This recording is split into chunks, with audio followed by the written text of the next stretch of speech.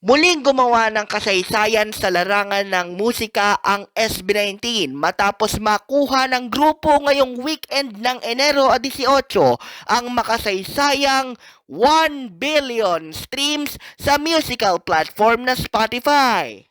Trending sa X o kung tawagin dati ay Twitter ang katagang SB19 1 billion dahil ayon sa mga fans, bihira lamang makamit ng mga respetado at ginagalang na artista ang 1 billion milestone dahil na rin ng kanilang mga magagaling at inspirational na mga song catalogs. Sa tali na ipinagkaloob sa atin ng iba't ibang mga Spotify teams na suportado ang P-Pop Kings, number 1 ang inspirational ballad na Mapa na may 85.5 million streams. Sinundan niya ng Gento na may 75.35 million streams.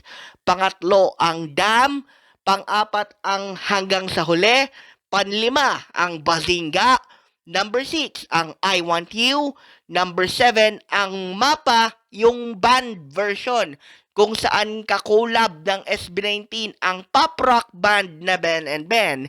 Pangwalo ang Dungka, pangsyam ang Go Up na unang nagpaputok sa kanila noong 2019 at ang What naman ay number 10. Hinihintay pa natin ang opisyal na mensahe ng mga social media pages ng SB19 patungkol sa pambihirang musical milestone na ito.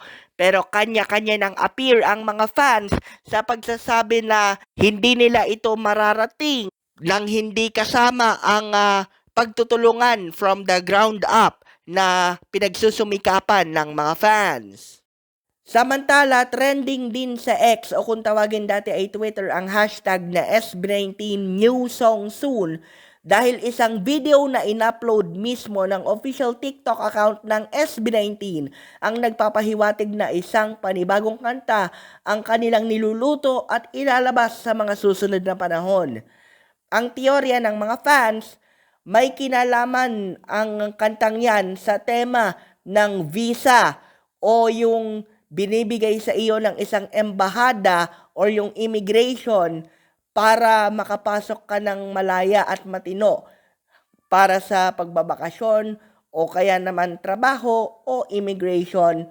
Pero hihintayin natin ang totoong kalinawan yan sa mga susunod na araw.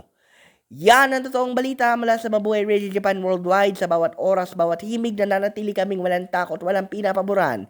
Ito ang Senbat sa Patrol number 2 Stephen Seraspe Perez. Nag-uulat sa larangan ng SB19 dito sa ating Batangas Bureau.